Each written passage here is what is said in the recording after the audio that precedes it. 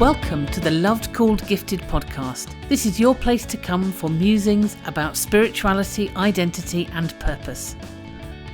I'm your host, Catherine Cowell.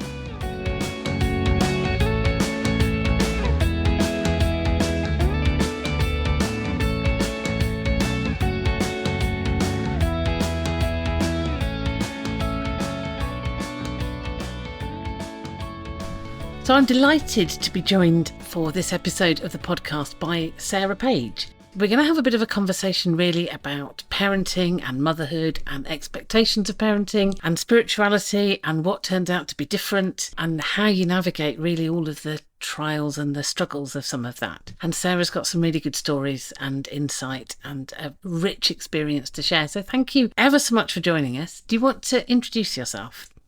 Thanks, Kath. Thanks for having me. So I'm a mum of two. I presently have a 5-year-old and a 7-year-old at the time of this recording. They're about to go into their 8th and 6th birthdays in the next lot of weeks, which is exciting.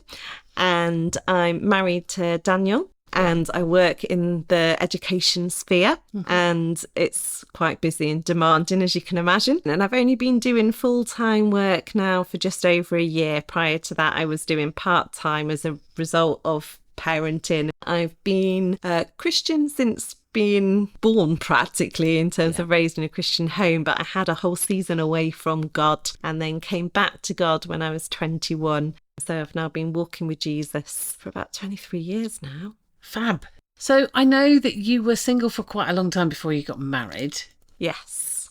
And I'm wondering whether sort of marriage and parenthood were kind of in your image of what life was going to be like. I had always hoped that I would get married, and I had a sense that that was God's heart for me. Yeah. So I'd kind of hung on for that. But yeah, I didn't meet my husband till I was in my 30s, and we got married. And in our conversations building up to getting married, we talked about having children, and he was a little bit not quite sure whether that will happen, not sure whether I'm fertile or not.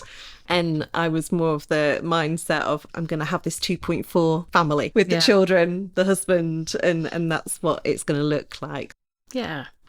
And did you have sort of an image of what that was going to be like? Had you seen other families and thought, I can kind of imagine it being like this. I can imagine bringing them to church and, you know. Yeah, I'd been in a church congregation that had a lot of families. Yeah. And so you would see the parents turning up with the kids, and the children would go off to kids' church. The babies would go to a creche where there was some creche staff that would help them out. And so it all looked like it was quite a beautiful scenario, really. So I suppose in my head that was the image that I had. And my own parents, when we were children, they were the youth pastors at their church, and so they ran a Christian youth group. They ran a youth group that was more about widening to people that didn't know Jesus yet and was more about fun and activities. They ran a Bible study at home. They were out preaching and things like that. And so I was part of that scene when I was really little. And so I guess that's how I thought life with kids would look. Yeah, yeah. So then you get pregnant and you're imagining your maternity leave and your time after that. And what were you imagining that would be like? So I had seen lots of women walking around with the bump, looking absolutely stunning and beautiful, and just like, I was so excited about having the bump. My experience of pregnancy was actually a bit more traumatic than that, in that I ended up having prenatal depression. And so I didn't actually want to get off the sofa. I didn't want to talk to people. It was a major effort just to get to work. To deliver in front of a class and teach was absolutely traumatic for me. And then I would come home and want to just hide away. And interestingly, I was vitamin D deficient. That was actually what was triggering the issue. A friend of mine at work had got a sad lamp because she had seasonal affected depression, and had said, try the sad lamp and see whether that makes a difference. And so I tried it for a handful of mornings, and sure enough, I was buzzing off it. It made such a massive difference to me. And I was a bit like, oh, I'm pregnant. Does the sad lamp work with pregnancy? if this is a vitamin D deficiency, if that's what the issue is, maybe I need more supplements. So we eventually called the vitamin D tablets my happy tablets. Yeah. And I took a higher level of vitamin D, and that helped me to function. And the other thing that I found really helpful that season was writing a list of gratitude. So as I journeyed to work, I'd be writing my thank yous on my phone and saying thank you to God for all of the things I was thankful for. Likewise, when I was coming back, I would do that, and I drew strength from that. I found that also really was a substantial thing of what helped me get through that particular season. In my head, I knew that babies were supposed to sleep for a long period of time, and I was under the impression that they would sleep for about 12 hours, and that was through the night, and then also they would be napping in the daytime. And in my education role, we're encouraged to write books and write journal articles and things like that. So I thought I was going to write a book. That was my plan. Yeah. I thought, right, I'm going to have all this extra time. What am I going to do with it? I only need 8 hours sleep, so I should have at least 4 hours where I can write a book. This is going to be a really productive season. And when I'm not writing the book and I'm not asleep, I'm going to be having lots of fun with my baby.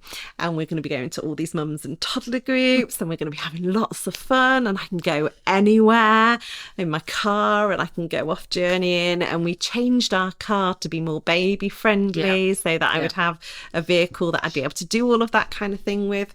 And so I suppose that was my image, that I was going to have this really rich time with God. One of my Christian friends had told me about how she had set up a Bible study and prayer group, and their kids would be kind of napping or doing things, and they would be spending time with God, and how rich that was. And so I was really excited about what that season of life was going to look like. Yeah. And you've talked a lot about prayer and connecting with God. I'm just wondering what your spiritual life, what your practice, what your pattern was when you were single and married and not yet with children. Yeah. So when I had come back from my prodigal season, I was an all-in girl. It's like I'm leaving all the stuff, the partying and everything that I was doing, and I'm just God. This is me and God. So I led quite a monastic lifestyle in that I would spend several hours in the morning where I'd be reading my Bible, praying, worshipping, dancing around the house to God, chatting to him. I would chat to him in my day when I was at work. I would come home, and he was my company in my house by myself prior to getting married. So we'd have time in the evening together as well. If I watched a film or a TV program, I would do that with God. So I'd be like, oh, what do you want to speak to me about? I treated him like my best mate. Yeah. And then I would be at church serving in various capacities, and also at prayer meetings and having worship time and Bible studies and growth groups and all that kind of stuff. So I would say my life was very full of God in terms of what my pattern looked like. Yeah. So did you do the traditional kind of what we're all supposed to aspire to, the kind of get up in the morning and pray? And Yes. Yeah. Okay. So my quiet time in the morning was get up at 5 o'clock in the morning and spend that hour of reading my Bible first, then spend at least an hour in prayer and worship before having breakfast, getting showered, getting out the house. And I also used to run 3 times a week, so I would fit in a run, and while I was running I'd be listening to worship music and collecting God through that side of things. So I had what I felt like was a very deep, well-connected, and God was my source of strength, my source of wisdom, and helped me do my work and help me do life. Yeah. So moving forward to the point when you're having your first son, presumably you also had an image of what the whole birthing thing would be like. Had you ordered the birthing pool and the choir and the... Yeah, so in preparation for having a baby, my husband gets really freaked out over hospitals. He has white coat syndrome, big style, would pass out kind of thing, and like just panic driving past a hospital. So I made him watch One Born every minute. quite frequently to try to kind of desensitize him to some of the issues, but also to help him think about what might be helpful for when we're giving birth in the different scenarios and stuff. So that's part of our kind of preparation season. I had decided from watching lots of episodes of One Born Every Minute as to what kind of birth I would like.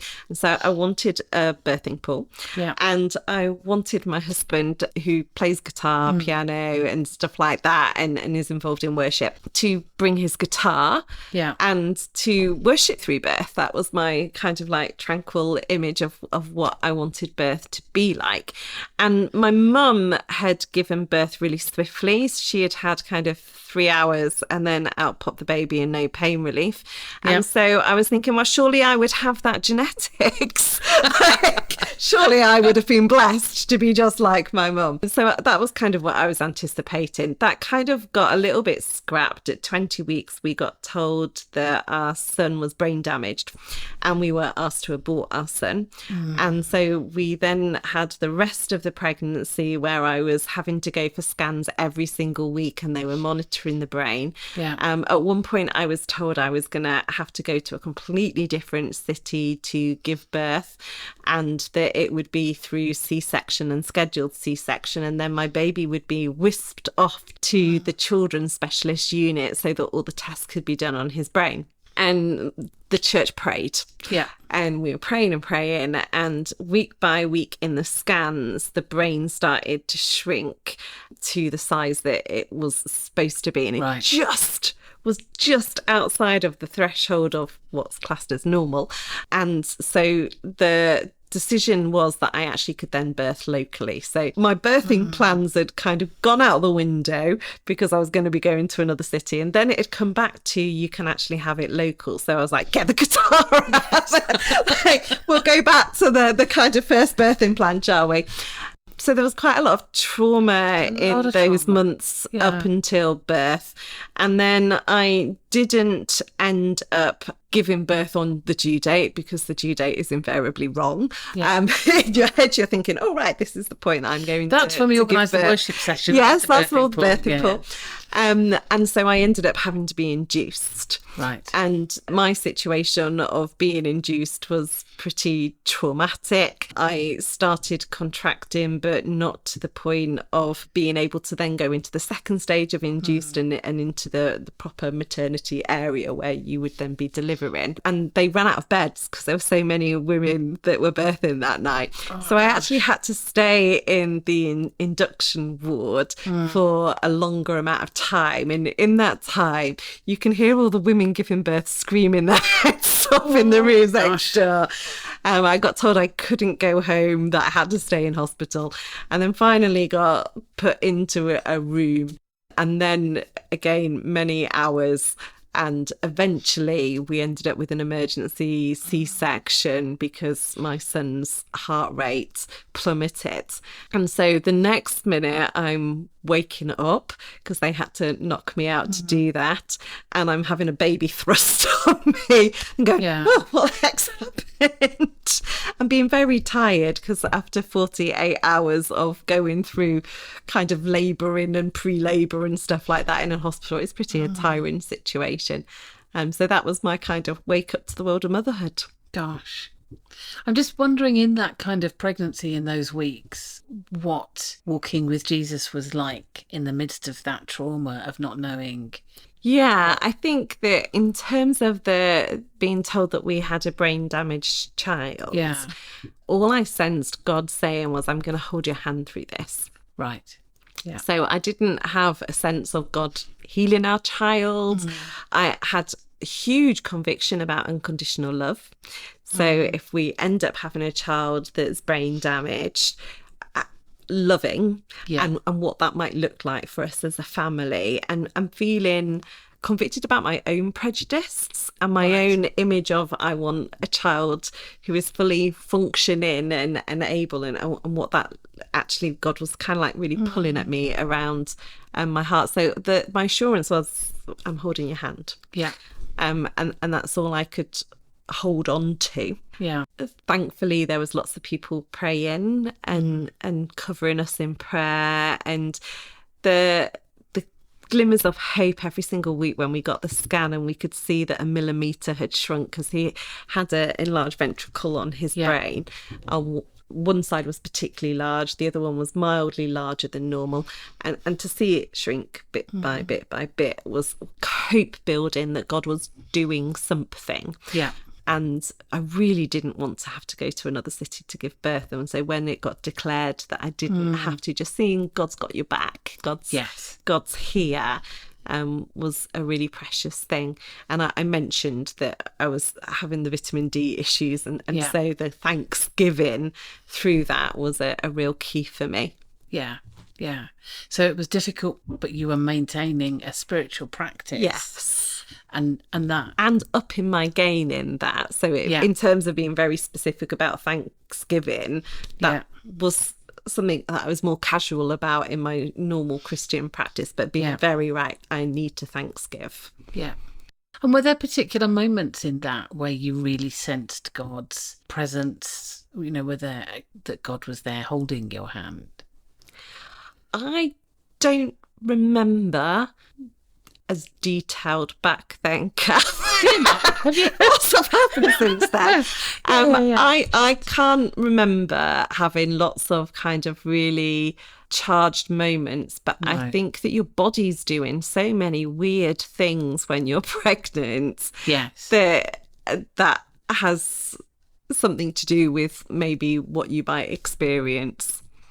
That's really interesting, isn't it? Because actually what feels like a normal spiritual experience is a whole body thing. And so what I'm hearing in that a bit is that actually as your body is doing all sorts of different things, so your spiritual experience is kind of shifting around that a bit. Yes. Yeah, and our hormones do all sorts of weird things to us. Yeah. And therefore kind of processing God and hearing God and all of those kind of things kind of change a little bit. For me. That for other women, they may still have a similar pathway because everyone's bodies respond to babies differently as well, don't they? So for me, it was different.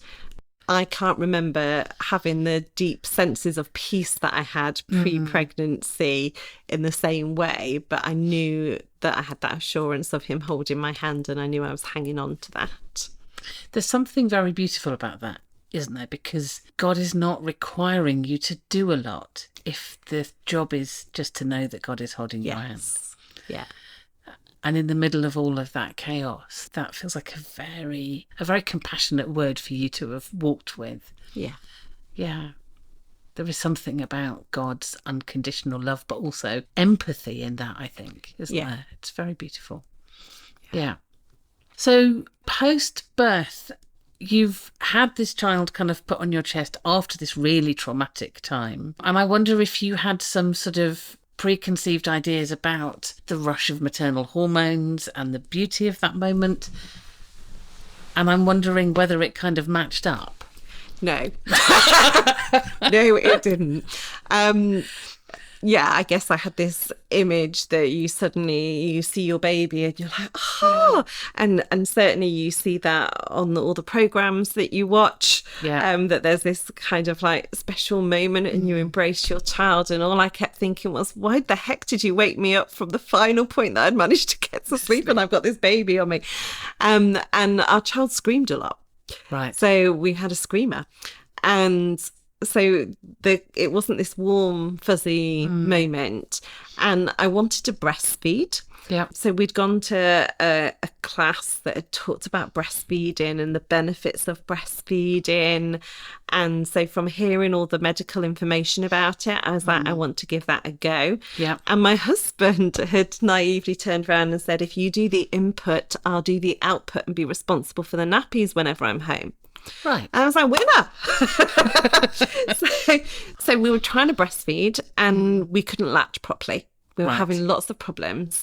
And I was told that his blood sugar levels were out of function and we had to go on a feeding program with him. And at the same time, I'm having painkiller relief through the hospital and don't realise that I'm actually allergic to it and I'm having reactions to it. So my body is shaking and doing all sorts of weird things. So we end up in hospital for 10 days after baby. Gosh, that's long. It's a long period of time, and I'm really struggling, and it's not going particularly well. And one night I'm just like, Jesus, I don't want to be here, and I don't know what's going on. And at that point, God told me which medication not to take. And I was like, okay, I'm so tired. I do not know if it's you or I'm hallucinating right now in terms of what I'm thinking, but I'm just going to go with it. Yeah. And so the next day when the medication came out, I went, I'm not taking that. And they were a bit like, are you sure? And I was like, I'm sure I'm not taking that. And within 24 hours, I was back to normal, and I'd stopped shaking and doing weird things. And my liver function testing and everything started to go back to relatively normal. And at that point, I wasn't willing to wait till the point of being absolutely normal. I just went, I'm discharging myself. I was so desperate to go home, have some time out.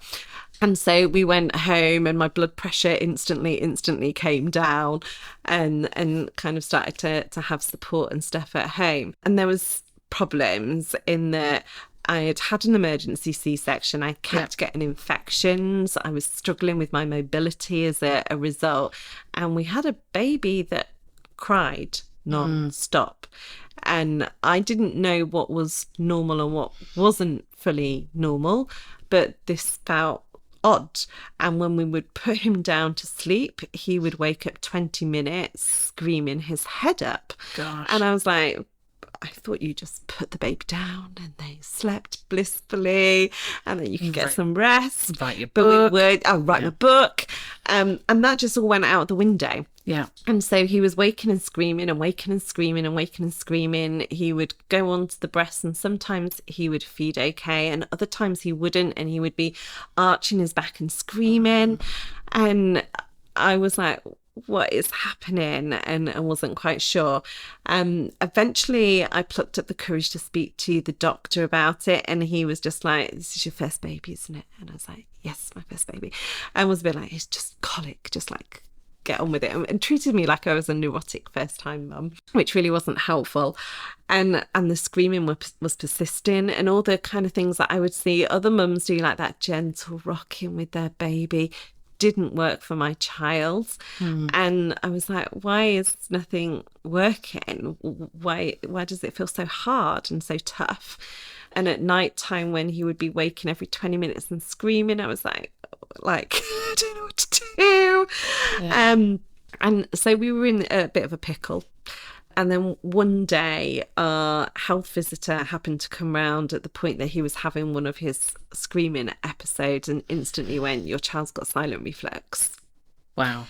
And phoned my doctor there and then, told my doctor what to medicate. And we started a journey that took us to 8 months old, when we finally got before a specialist, and he finally got some medical treatment that went from him waking every 20 minutes to sleeping for 5 hours in a chunk. Wow. And the consultant had arranged a telephone appointment with me for the next morning to find out how it had gone. And I said, he slept for 5 hours. And she went, that's not good enough. We're doubling the dose. And you're like, this is my new best friend. Yes, my new best friend is this consultant. So we doubled the dose, and he slept for 7 hours. And then he would wake up for a feed, and he'd go back to sleep for 3 hours. And so suddenly my life changed. Yeah, absolutely. Because I was getting sleep and I could function. But for 8 months, we had this journey of horrendous no sleeping. I was averaging 2 hours a day within a 24-hour period, and that 2 hours wasn't always together. And yeah, it was an incredibly stressful season of life. Yeah. And where was God? What was your sense of God being with you in that season? I certainly wasn't having the kind of goosebumpy, lovely moments with Jesus. Yeah. My times with Jesus would be, God help me. Yeah. If you've got a screaming baby, constantly screaming, it's hard to stay sane. It's hard to focus and to have this really loving rapport with your baby in the kind of same way as all the kind of lovely baby cuddles that you see for some parents having. So my times with God looked really different. I didn't have the time to get up in the morning, have those earlies, because I wasn't actually sleeping in the first place. Yeah. So there was no morning. It was just perpetual awakeness and tiredness. So my times with God would look like me going for a walk with my child. I'd have him in a sling because that helped him the best to be upright. It would take me an hour of walking with the kind of rhythm of walking to actually get him to the point that he might soothe to sleep. Yeah. And then I'd have to carry on walking for another hour to keep him asleep. And I'd have to do that several times a day to let him have some naps. And in those walk times, I worshipped and sang songs to Jesus, and I prayed. And my prayers weren't like these deep prayers. They were all kind of, God help me, God help that person. God, like it was simplicity. It wasn't an eloquent experience in that way. And I would often walk off the beaten track because I would have to walk so far that I could sing out loud. Yeah. And that was then God being my company in the midst of feeling quite isolated. We discovered that journeying in a car, for example, would exacerbate his reflux so much that it wasn't worth going in the car. Yeah. So my dreams of going off all over the place and having lots of adventures with him went out the window, and we could only keep local. So yeah, my journey was really kind of different with God that season. When I was breastfeeding, he would either be flinging off me screaming, or if he did breastfeed for a long period, it'd be for a very long period, because that was his way of getting some kind of pain relief and self-soothing. And so I would watch God TV or another Christian broadcast to get some Bible teaching. I'd always been someone that fed myself on scripture. Yeah.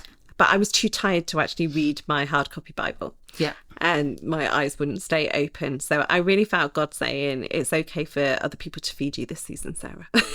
Yes. Like, it's totally okay for you to sit there and listen to someone else's teaching and to receive from other people and allow them to feed. I think of right now, as we're talking, I'm thinking of the story in the Old Testament where you've got the feeding from the ravens to Elijah, and the kind of God nourishing. And that was my season, I suppose, where God was sending ravens to feed me through the TV or through a radio broadcast or through a podcast and things like that. But I also found that I would fall asleep. So we would have, me and my husband might have an intentional moment where we go, right, let's pray together. And within a few minutes, I would be asleep because I couldn't stay awake. And just that sense of, that's okay, Sarah, because just in the same way as you have a delight moment the second that your child does have a little sleep moment and a lap moment, and that's it, like, wow. That's how God feels like when you as a parent are knackered and you have a sleep moment. Yeah. So, yeah. So was it psychologically reasonably easy to sort of settle into this new pattern of spiritual life? You're shaking your head. No, it wasn't. It was a culture shock for me. I'd had this really monastic lifestyle, this rich time, and I felt like I was failing because I wasn't having the same rich kind of picture. I had all these aspirations of wanting to kind of connect with all the mums in the community and share faith. And this was going to be an amazing season for being able to do that. And instead I felt isolated because we couldn't go out as much. I managed to go to a local Christian church-based mums and Todd's group, and when I would go, sometimes my son would be okay, other times he might scream, so my connection with the other mums wasn't so great. So yeah, and I was too knackered to be there, and I'd be like, thank God that someone bought me a cup of tea and a biscuit, rather than thinking, oh, how can I reach out to the mums that are around me for Jesus.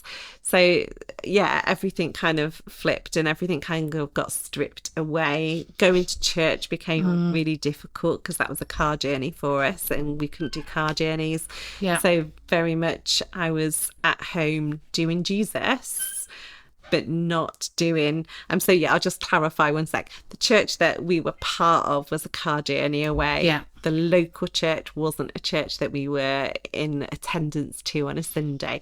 So in this season, I did also feel like God was challenging me about being salt and light in the community as a result of the kind of journey around the community.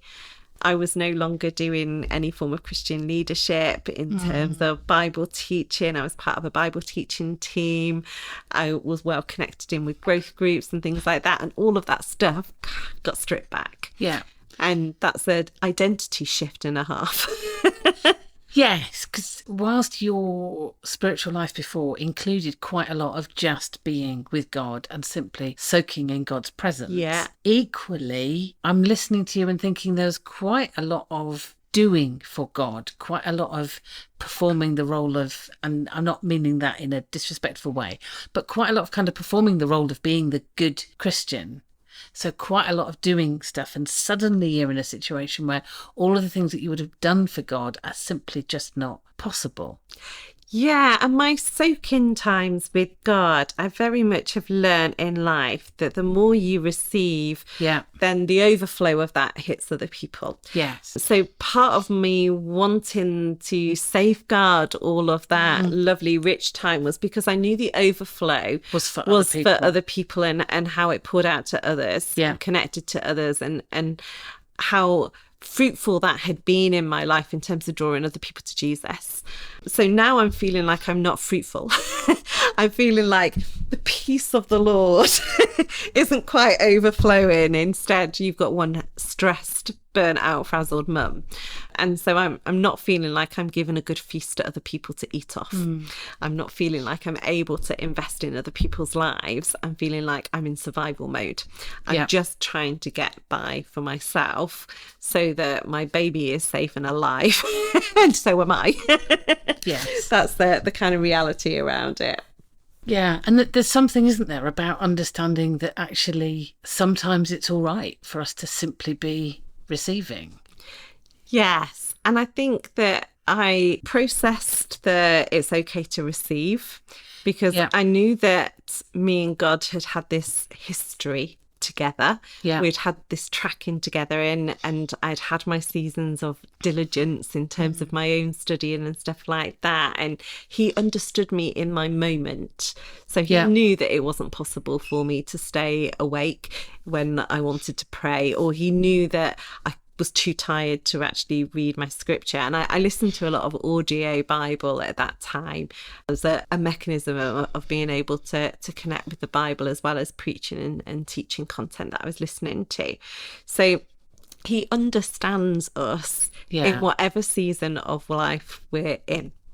And that was releasing for me in terms of, I get you, Sarah. I understand that it's too hard to get to church right now because of the baby. I understand that you can't spend hours studying in scripture. I understand that you can't do these things. I understand that you can't be witnessing to people in quite the same way. I get it.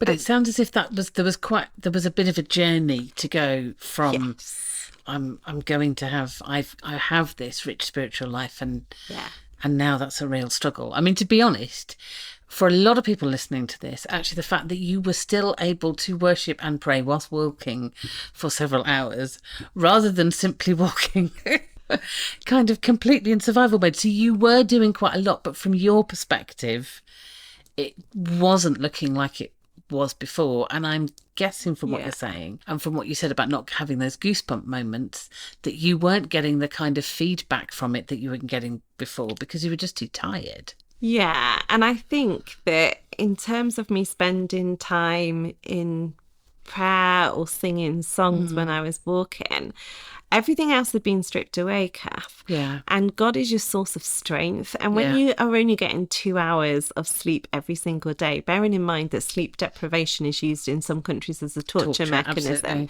And people can't last for so many nights. To do this for 8 months with our firstborn was so very, very challenging. So I needed every ounce that I could get from God just to not throw him down the stairs. like being really real and honest, that I suddenly had this revelation of like, oh my goodness, I've judged other women before for abusing a child, but actually I'm at a breaking point here. And I needed God to intervene and to be with me in those moments. And so that for me was about pressing into God every opportunity that I could get. I did have other vices. So in that period of time, I suddenly discovered the world of Facebook. Like I was like, right, so and scrolling on social media. I also became obsessed over location. Like that there was other things as well. So I don't want everyone to think that all I did was God. There was other things as well, but pressing it into God was how am I going to get through this?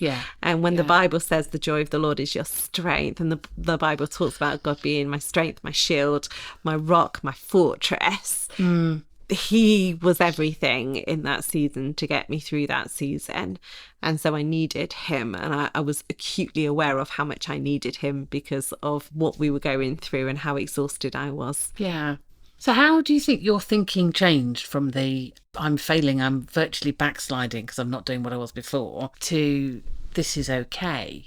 I think one huge point for me was listening to a Christian leader that I really respected on one of the podcasts that I was listening to, sharing how she felt very called in the anti-trafficking movement and had suddenly had a baby and been like, but I really feel called to do that. And she talked about the body of Christ and about how she had spotted that there was other people in her immediate fellowship that had this amazing gifting with babies. And they looked after her baby while she could do this amazing anti-trafficking stuff for Jesus. And then I heard another testimony of another significant Christian leader sharing a kind of similar journey in terms of utilizing the body of Christ based on giftings.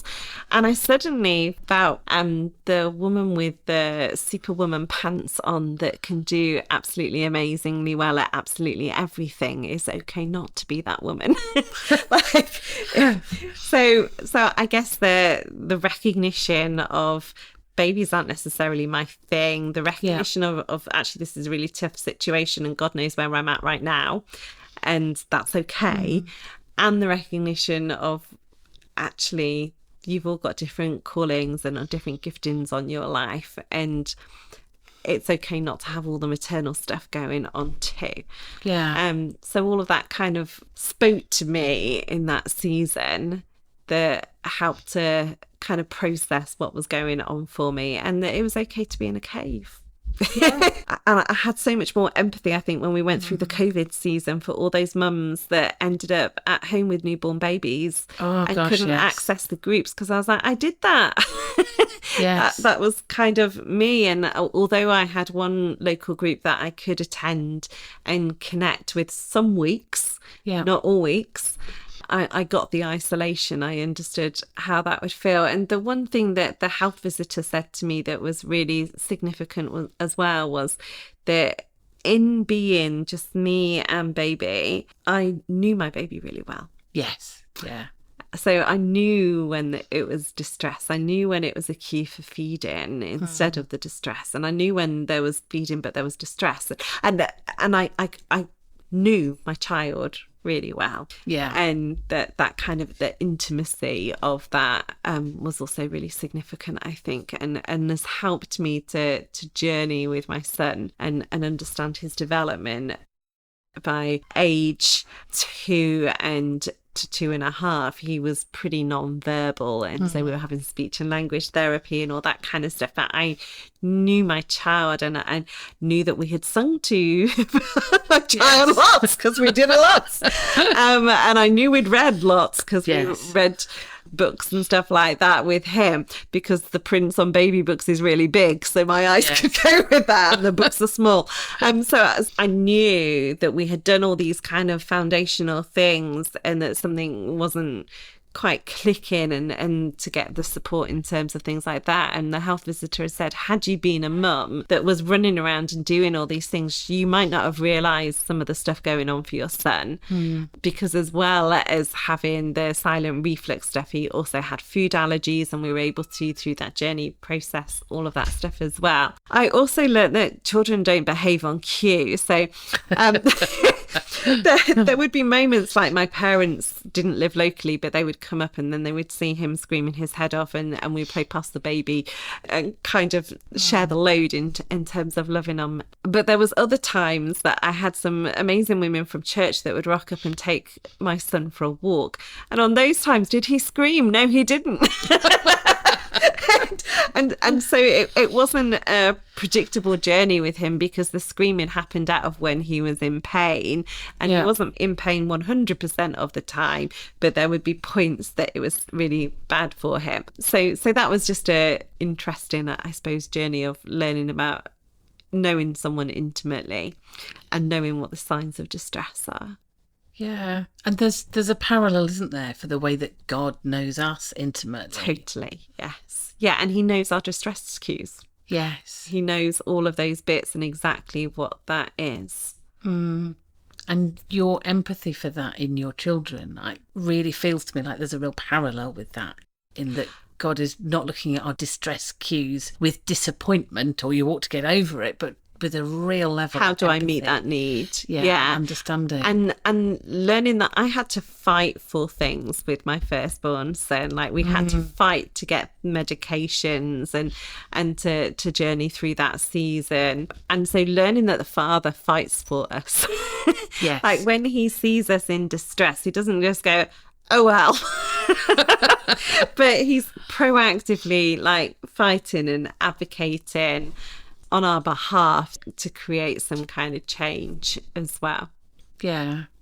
I really sensed that when you talked about the health visitor coming and just knowing immediately what you needed. Yeah. As you were telling that story, that felt like a real kind of God stepping in with exactly what you needed, the right person at the right moment. Totally. And bearing in mind, I'd already had previous visits to the doctor who just thought I was a neurotic mum. Yes. Like, to have someone affirm, no, you're not a neurotic mum. This is actually...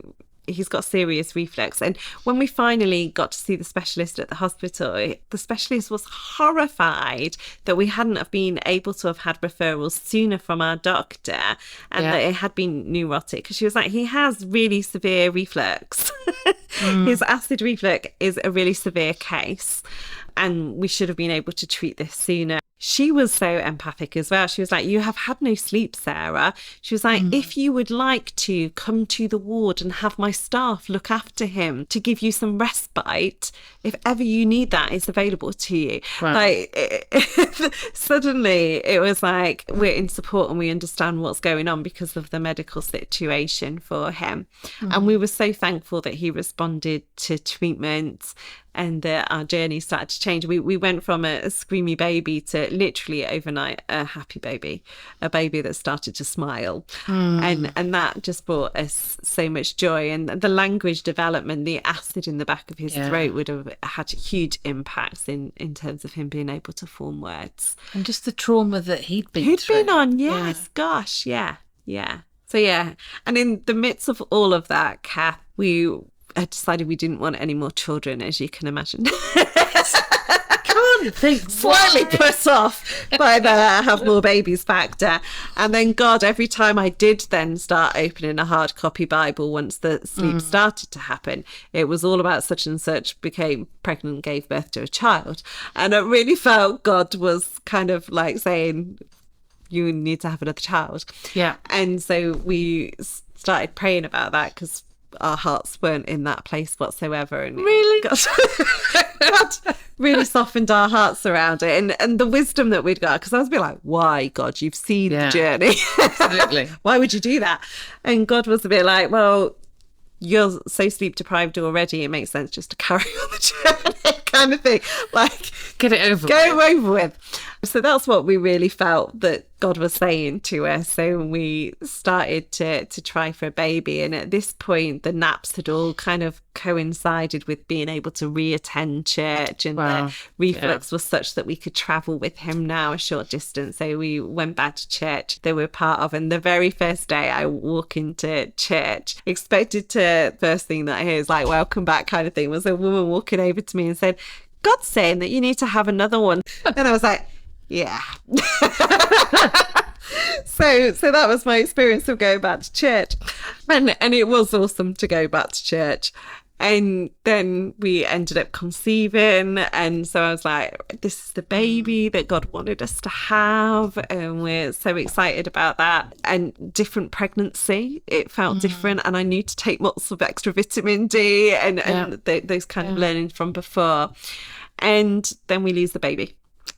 So we go through a miscarriage, and in the midst of that, kind of just questioning God and like, God, this, you wanted us to get pregnant, and we got pregnant, and now we don't have the baby. And I remember sat in the doctor's surgery waiting for some of the tests that I was having, and I could hear the Frozen song, Let It Go. Yeah. And I just really felt the Holy Spirit saying, you've just got to let it go, that you can't stay in a grief season, that you need to let the grief go and wait and see what happens. Yeah. And so 4 months later, I'm pregnant again. And my heart is in a good place because we've let it go. Yeah. And we then end up having our son. And that's a real special kind of wow factor to him. And the pregnancy's great. Yeah, it goes really well. I'm able to still run up until about 5 months pregnant 3 times a week. And everything's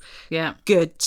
We're not told that baby's got brain damage or anything like that. All is well. And we get to do the whole birthing pool thing, minus the guitar, because Dan was like, I'm not lugging a flipping guitar around the hospital with me, Sarah. That's not going to happen. So playlist. And that was just really God's restorativeness in that season of then being able to have baby. And it got to the point in the birthing pool that we're pushing. And I've been pushing for a very long time. And baby's head is stuck. And so I end up getting told that it's twisted, and so they need to get forceps in to turn baby's head and then to pull baby out. And I got told I would be prepped for a C-section just in case they need to do an emergency C-section, and that I've only got 2 pushes max to get baby out. So I'm praying as they're trolleying me down to the theatre, because the theatre was a place for trauma for me previously. And I'm saying, Jesus, please turn the head, because that sounds painful. Yes. I'm really not down with this forceps thing. And the turning of the head particularly doesn't sound great.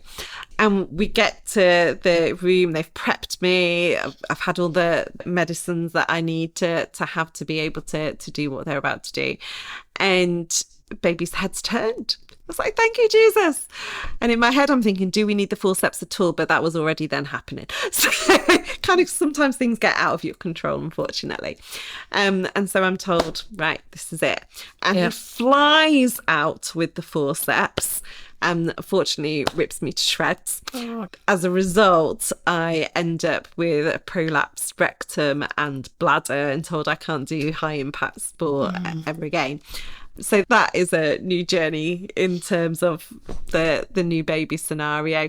And sure enough, he gets reflux too. We have another baby and we can spot the signs, but this time no resistance from the doctor. Yeah. Instantly, the doctor's like, we're doing medication.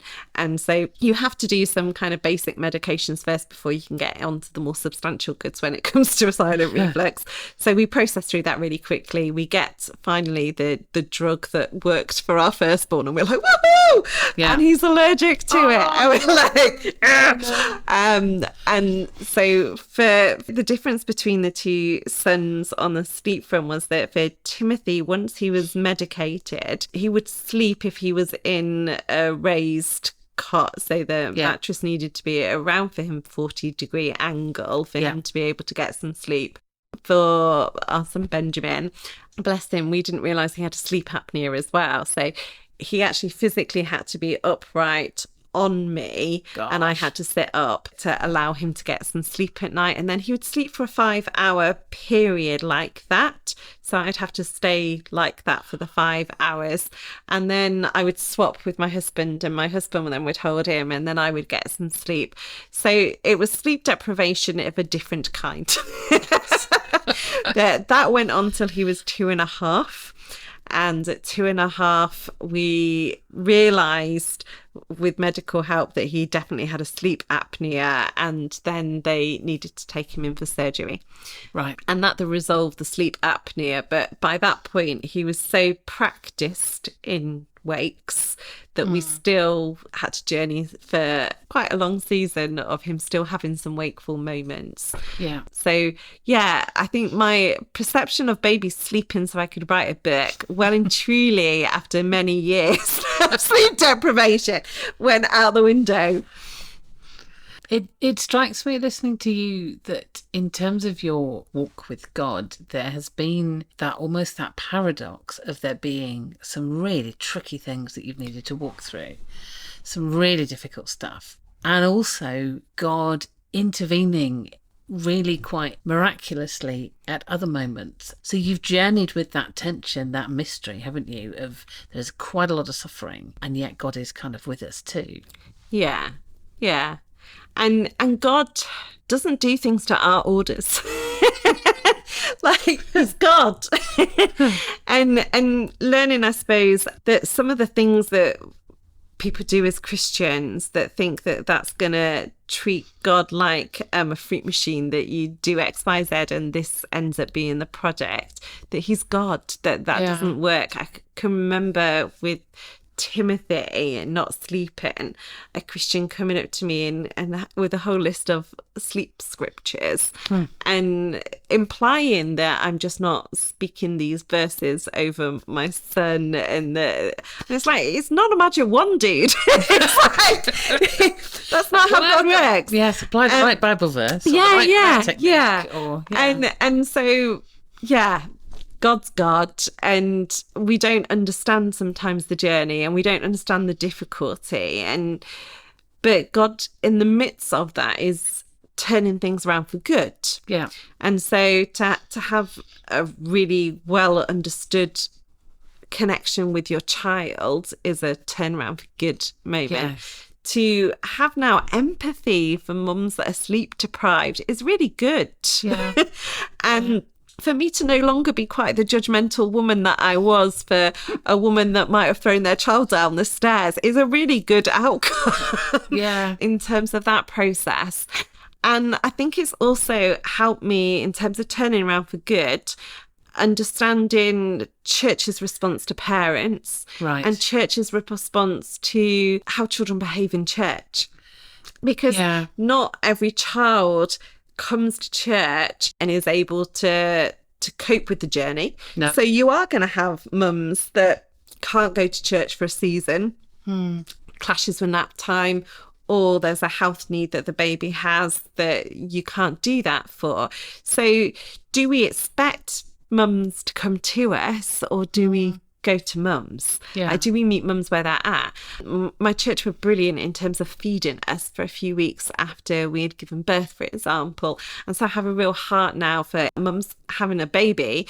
So it's given me a slightly different perception and expectation, I suppose, on women, and how can we serve women and how can we help women through what is a life-changing season and isn't always rosy, that it can be incredibly hard for women. And when it's incredibly hard and you're reading the books that tell you that your baby should be sleeping, and if they don't get 12 hours, aren't you an awful parent? Like, all those kind of things are so challenging for women, that to relieve them of that guilt and that awkwardness, and to recognise that there's a different story for some women, is, I think, really helpful. And I think it's amazing when women do manage to maintain doing Christian service, they're able to lead and do lots of things in church and to have that adventure, but recognizing that we're a really diverse church and there are women at the complete opposite end of the spectrum and everywhere in between. And if we're doing church family, we have to recognize that and not expect my baby to behave exactly how someone else's baby is behaving, and not expect me to be able to function in the same way as that mum who is getting some sleep. I've spoken to mums who have been able to write that book. They have had that rich time. And to say, actually, there's this walk and we're all in this together and we all need to help each other. And maybe when you're a mum that's in a place of thriving, you can help the woman that's surviving. When we had Benjamin, our second child, I was in a season that, yes, it was tough, but it wasn't as tough as the first time. Like, it didn't feel as tough as waking up every 20 minutes for 8 months, because we were able to get 5 hours of him sleeping with me sitting up. Yes, that was really hard for me, and I still had sleep deprivation because you can't fully sleep when you're holding a baby. No, but it was a different season, and I realised that the strength I had gained from the first time, actually I was stronger than I thought I was and could endure that bit more. And so to be able to then sow into other mums' life, that was then my season of saying, right, let's gather a few mums together, and was involved in Alpha course for mums and ended up doing a kind of mums group where we met every week, and some amazing women in the church ran a little crèche for us and looked after our kids while we could talk God and have some prayer time and be real about this is what parenting is, and also to start the journey of what does parenting for faith look like. How do you raise your kid to be a Christian? Like, what kind of things can you do? And we did the Parenting for Faith course as a mum's community and supported one another. So I also recognise God in the journey of sometimes we feel like we've been robbed. Like the first time round, I'd say I felt robbed from quite a lot of things. Robbed from the birth that I wanted, robbed from having those connections in the community. The second time round, God restored all of that and did something in the midst of the challenge, in the midst of still having some sleep deprivation. So God is a turnaround God, and he always restores what's been robbed. And I guess that's been my journey, and wanting to see more and more in church, recognizing that we're imperfect family, that we don't have to have this performance mentality that my child is going to sleep through the service perfectly and isn't going to scream their head off, because actually my kids couldn't control their screaming when they did have a reflux bout. And when they weren't having a reflux bout, they were an absolute like delight moment. But if you were having a reflux moment, there was nothing that would console. So what do you do for that mum that needs to have time out of the service? Like, what can you do to kind of be helpful? And what can you do for the mum that can't get to service? And or for the mum for whom getting to service is just not worth the hassle. Because the payoff is not there, to be frank. So I suppose being my journey, and now my kids are older, still primary age, learning how do we do all age worship for the kids that don't actually want to sit down and be quiet. Well, I'm thinking a couple of things. You've got boys and they're quite boisterous, but also you've got boys who've had quite a difficult start. They have been through some stuff. So I'm imagining that they will be working through some of that, and that will be coming out in ways that sometimes don't make you look like a perfect parent. And I think we've got two very different children in terms of their personalities and how they behave. And so one of my children is quite sensitive and likes everything done in certain orders. And so will quite happily have a meltdown moment. We've been leading worship and my husband has kind of decided to do a chorus again or something, and that's sent him into a tiz, and he'll scream at us and say, "You've done this wrong." And you're like, oh, this is an awkward moment. So there's other times that they'll be involved in worship and we'll be helping maybe with percussion instruments or whatever. And it all looks like we're this like beautiful family that's got it all sorted. And then there's other times that we demonstrate to the church that we so haven't, and that it's a mess. You give the gift of letting other people feel a bit better. Yes. Yeah. Yeah. And I think we do both. And I've really tried to keep it real. Yeah. And to be honest about this is like what it looks like for other parents, because I don't think me and my husband really, we had the fantasy of what it would be like, but we didn't have the reality. And I think it's helpful to understand kind of what some of that reality can look like for some families. Not for all, I'm sure for those families that have got it all going on together and it's all wonderful, it's great. But I haven't met lots of those families. I've met lots of families that are trying really hard and have moments when it all looks like it's going on, but there's a back end of every story of all the challenges and the meltdowns and the this, that and the other and the battles that you go through. And because we have this we imbibe, don't we, this picture of a sort of a perfect family or what family ought to look like, which means that it's really difficult sometimes to talk about the fact that it's not the way that you thought it was going to be or that you think everybody else thinks it ought to be. And so you were talking about that huge spectrum for women from those who never get married to those people who have what looks like the perfect family, the ones that you can do the Christmas letter about, you know, they're learning viola and going to university and studying medicine. And we write those Christmas letters to everybody in that this is the highlights for the year, because that's what we do, don't we? We share the highlights, and when we're on Facebook or social media accounts, whatever yours is, you share, these are my highlights. And I think part of the kind of keeping it real is that I've been determined on my social media accounts to be the warts and all. Yeah. Like I will share with you the beautiful moments because I think they're to be treasured and they're to be captured, and it's kind of like a diary documentation for my kids in the future. Yeah. But I also want to share some of the challenges that we've gone through. And I know one person that defriended me because I was talking about sleep deprivation so much with my children. It's like, this is my journey. Like, if it's putting you off children, sorry, that's not my intention. But actually, let's have some reality. If your child is going to be sleep deprived, this is the journey that you'll have. Yeah. I hope that you don't have to have that journey, but this is part of the kind of reality. And I wish that I had had some more of that reality before having children, so that I could have maybe not been quite so shocked by my stark contrast. I think that I'd been watching far too much Little House on the Prairie and the Waltons in terms of this romanticised picture of family life. Yeah.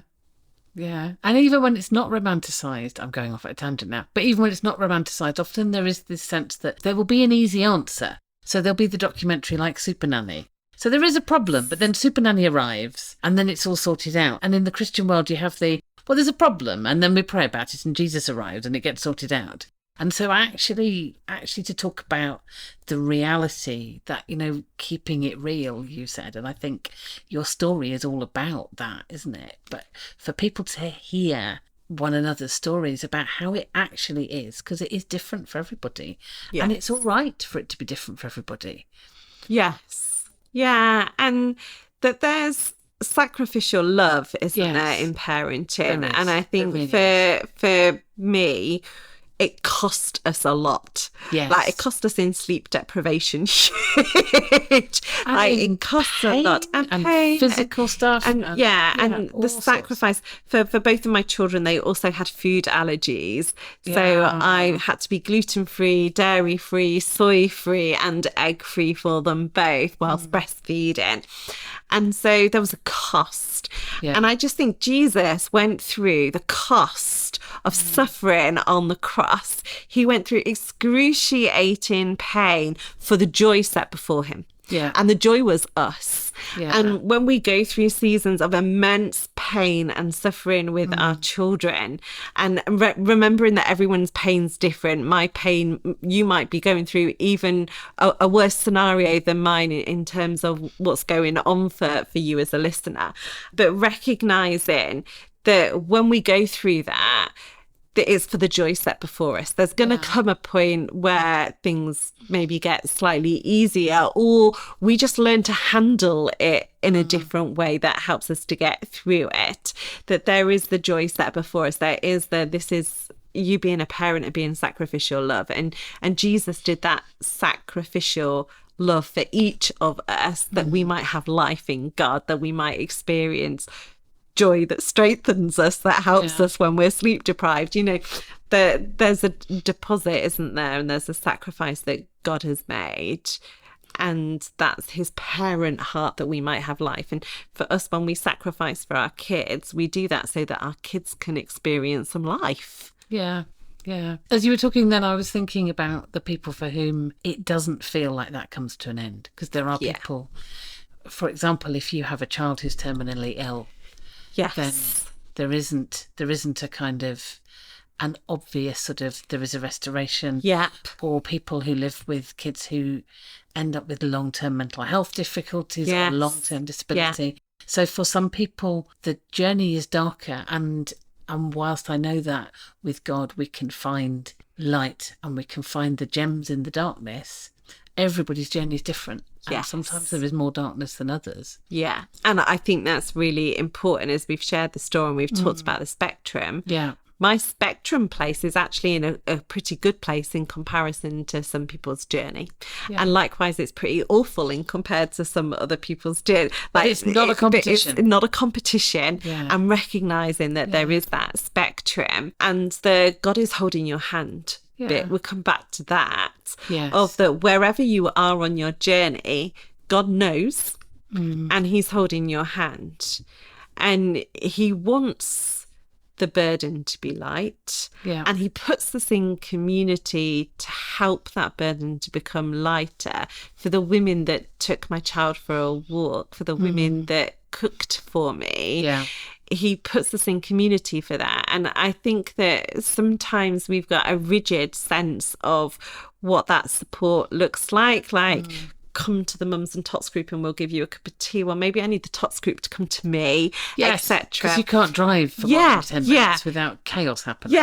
So I think there's something about us learning to love the whole spectrum and not just one part of the body of Christ really well. I think we do really well at loving a certain group of parents that are able to do things, but there's this whole group of parents that can't do some things because of the needs that their children have and their context.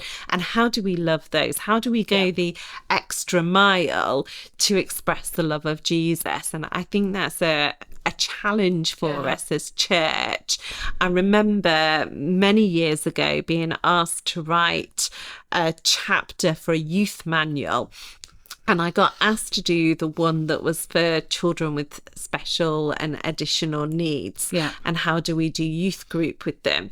And I spent time talking to some experts in the field. I didn't class myself as an expert, and went and taught, and I came up with this like kind of package of what we would need to do as church for it. And the people that were editing the whole piece came back to me and said, I'm really sorry, Sarah, this is gold standard, but we can't expect our churches to do this. And I was like, what do you mean you can't expect your churches?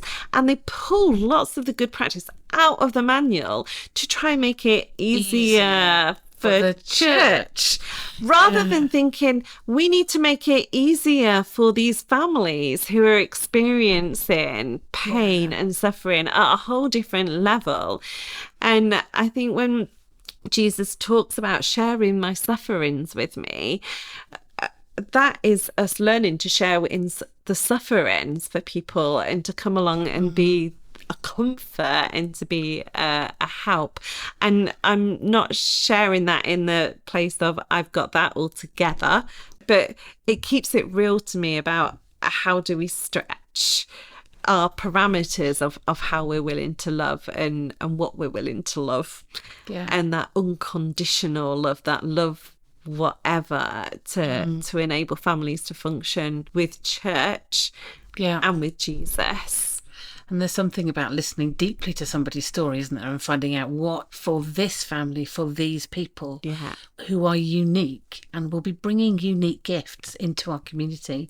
And actually some of those unique gifts are going to be about what that draws out of us as we stretch ourselves in order to support those other people. Yeah.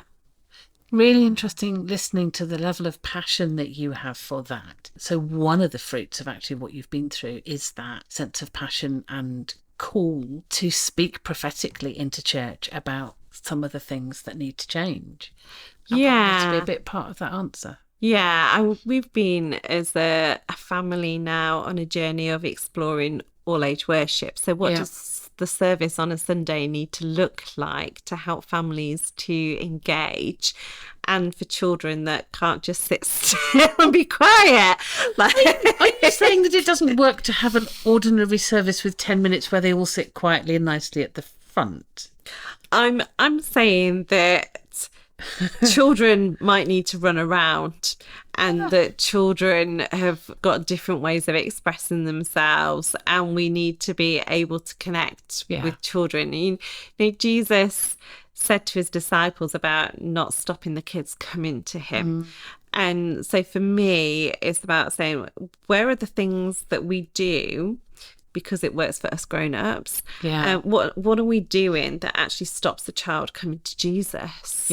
It could be that the song lyrics that we're singing aren't easy enough for a kid to grasp. It could be that expecting children to be quiet in a prayer time doesn't work for them. Maybe there needs to be some loud, actually, or maybe there needs to be some creativity and something action and tactile and stuff like that. What about for the mum that's having the screaming child moment that I would have had at times? What space do you provide for that mum? Like, just thinking about how we love each other in the context of doing church. And yes, adults may want to have that moment like I had when my monastic lifestyle, but how do we meet everybody's needs in that moment to allow everybody to connect with God?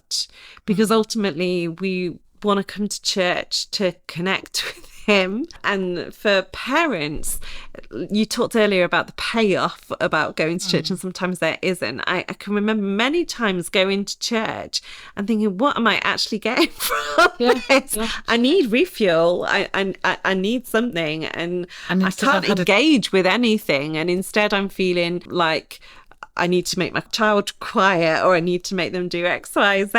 And that's so much pressure on top of everything else that you're feeling. So how can we take some of the pressure away and take down some of those barriers for our families so that it's easier for them, so that it's not always the parents feeling that they have to change the kid, but actually how as church do we change so that everyone's welcome? Thank you so much. That's been great. And thank you for sharing so honestly and for keeping it real. It's been good. Thanks for having me. Hope you enjoyed this episode of the Loved Called Gifted podcast. If you'd like to get in touch, you can email lovedcalledgifted@gmail.com. You can find a transcript of this podcast at lovedcalledgifted.com, and that's also the place to go if you're interested in the Loved Called Gifted course, or if you'd like to find out about spiritual direction or coaching. Thank you for listening.